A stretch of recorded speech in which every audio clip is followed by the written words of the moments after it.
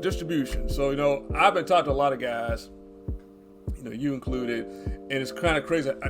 Unanimously, everybody's saying the same thing.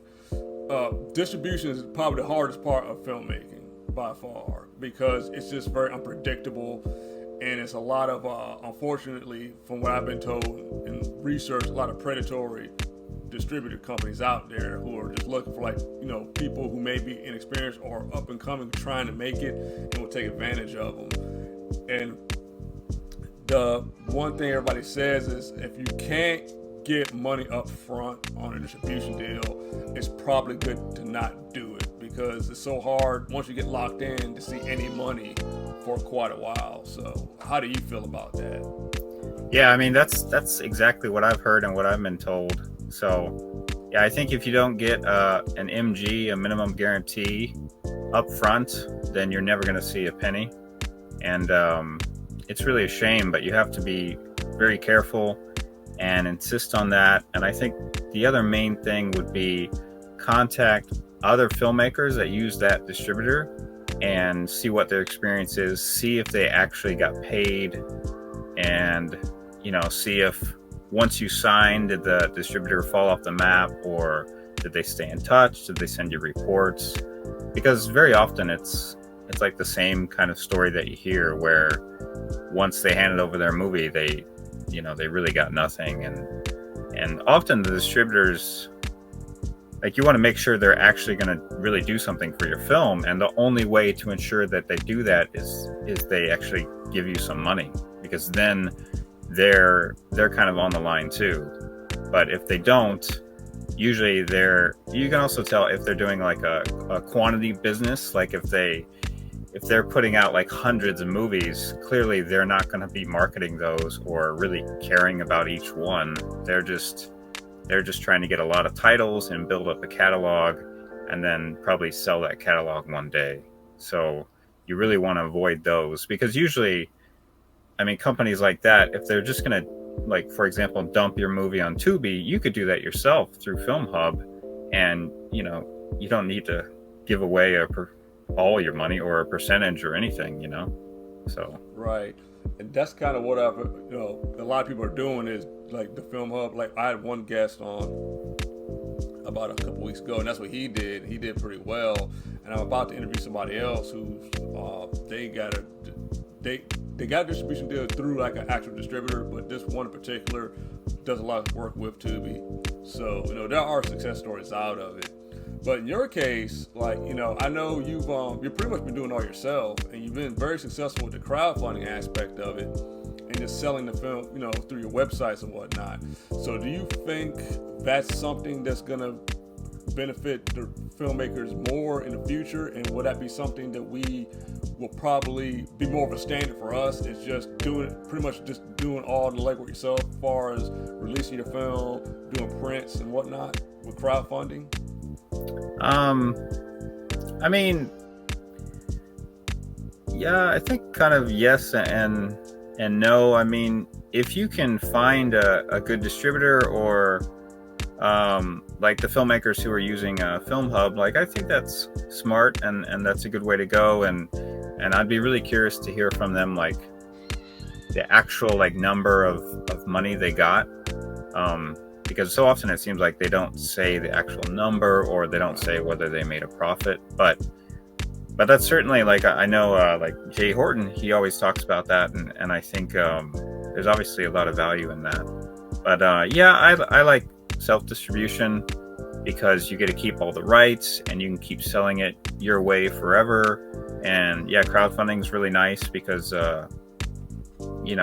you can, I mean, you're building an audience there. It's also like a form of marketing, and it's really, there's just incredible support there, because a lot of people, maybe they don't want to pay for DVDs or Blu-rays anymore, which is sad, but through crowdfunding, people love that, and they will pay a lot, and people love to see their name in the credits.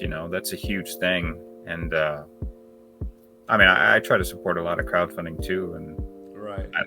So, but so something I've been thinking about, and I've been looking at a lot lately. All right, so example, we're in an era now where social media has it's opened the doorways in a lot of good ways for artists across the board, wherever it's musicians, filmmakers, illustrators, what have you, and you can reach a group of people you never could before, and to the point where it's not really the gatekeeping aspect is not really an issue, right? Because there's always new platform, there's a new social media platform. You can literally go on Facebook and just start dropping content, people can see it. So, and I'm surprised it hasn't happened yet. What do you think the chances are of, let's say, somebody making a film, right? And they just put the thing on YouTube, just drop the whole thing on YouTube, and the thing just goes insanely viral. Everybody's watching it, they're getting millions of views, they're able to monetize it and all that, and make money off of it. Would that change the game for independent filmmakers? Because if one worked out, then everybody will try to start following that model. And again, I mean, there's Vimeo and all that, but I kind of use YouTube as an example because that's the one that's most accessible. Do you see that maybe being something that happens? Well, I think maybe the main issue there is it would be really hard to make a lot of money off YouTube like that. I mean, it's possible, right? Because through YouTube, you could also have links to where someone could buy it or something. But if you're kind of giving it away for free, and maybe you can monetize the video. And if you get, it'd have to really go crazy viral, and it would definitely probably have to be a micro budget movie, but it's possible. But like you said, I'm surprised it hasn't happened. But there was kind of, I think, a stigma where if the movie went direct to YouTube, maybe it was like direct to video in the old days. But I think we're getting away from that because obviously, some Hollywood films are on YouTube now and you can watch them for free with ads or whatever. Right.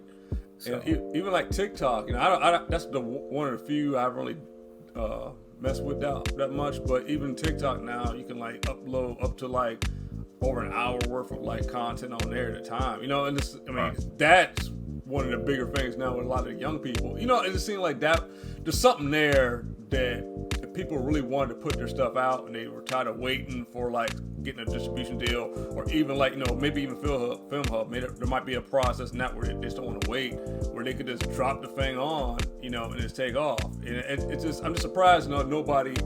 Maybe people have tried, this hasn't worked out, but it seems like that's something that could happen in the future, and that could change the way things are. I'm just trying to think about different ways distribution has changed, and what options do we have now as far as just getting our content out there. But the big thing is, like you say, making money off of it. That's the hard part, right? It's just getting like a good deal and getting out to people and everything.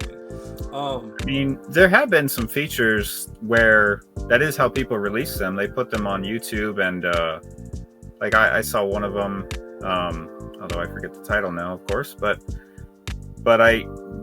actually the person was really honest and upfront about how they didn't make any money off that. So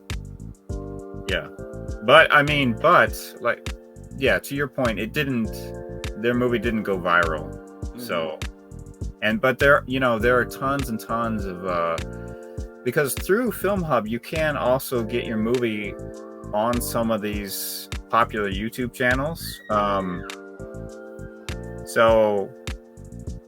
But I don't think you're going to see a lot of money through that. I think the main way to see money would be Tubi. Tubi's supposed to pay well, right? Compared to, other streaming. But YouTube is huge, but I just don't think the money's not there, Yeah, YouTube probably better just to kind of like for promotional reasons, like dropping trailers and behind the scenes interviews and stuff, and kind of like using that as your segue into the getting people to hit the link too. But Tubi right now it seems like they're the ones leading the way, man. And I think we talked before. It seems like Tubi is the equivalent of what the video store was for independent people back in like the 80s and 90s.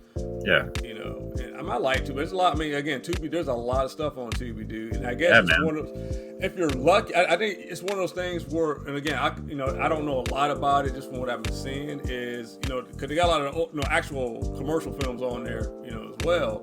I guess if you set it up right and the algorithms on your side, let's say if you watch it like, I love your shirt, Hellraiser, for example, and maybe your movie in the search when you type in like the tags, whatever, you put Hellraiser in there, it may work it out where that's recommended next, and that could be, saying that's something that could really help you out right there. So, I'm a big fan of like that platform. Again, Tubi's free. I believe they're never gonna charge any kind of subscription, so anybody can get it. It's very accessible. You get on your smartphone and everything. So there, we didn't have. It's kind of wild. We didn't have that like 5 to 6 years ago. We just didn't have that kind of stuff. So, no, I love Tubi. There's tons of obscure, awesome movies on there, like from the 80s, and then lots of independent films that are amazing to see. It's such a crazy, huge, fantastic collection, Right, and another thing about Tubi is there's a lot of stuff on there, especially a lot of independent films, and you look at some of the stuff, and the quality varies, that is the way it's gonna be, but it makes you feel good. So you know what, I might have a chance. Yeah. Well, I'd really be curious because there's one, I saw one, and there was an interview with the director, and he said he got millions of views, and he got some money from it, but he still hadn't recouped his budget. And I'm very curious, how much did he actually get? People never talk numbers, but we should be more transparent, I think. Yeah, we know. So honestly, some people just don't. I don't know if it's like a competition thing, or they just don't want to. They just want to look. They may fear that the budget was too low and people may look down. I don't know. It's one of those weird. It varies from person to person.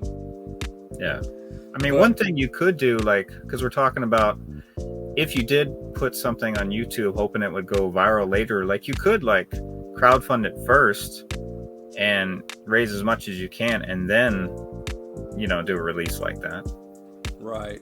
And there's that, and I guess kind of like what we do is just build your little. As far as YouTube goes, what I try to use it for, but because really I just focus on my YouTube, my Instagram. I got Facebook, but more or less it's Instagram and YouTube I try to use the most, and that's where most of my following comes from. Kind of build your channel off of that, so people will go to that to see your stuff, whether it be your shorts, trails, interviews, and then once you get to a point where you're ready to start setting up your bigger stuff, you kind of have to build an audience on those platforms. And again, like YouTube, that's a pretty good place as far as I'm concerned. It's just if you have visual content like videos and stuff, people usually will check it out and stuff. Yeah, I think that's really smart. What you're doing that's the right way to do it. I think. Heck yeah, that's how I discovered you, man. When I saw it in the Bakemono on Instagram, this was really good. Especially we had the tagline about practical effects, and then I looked it up. You had the link to your YouTube page, and I started seeing all the other stuff. And that's really what made me get invested, because I had to go through all that. Look everything up. So it worked. So YouTube can be a very good tool used appropriately. So you definitely do. You need to, definitely build, drop more stuff on your YouTube, man. People do watch. People do watch.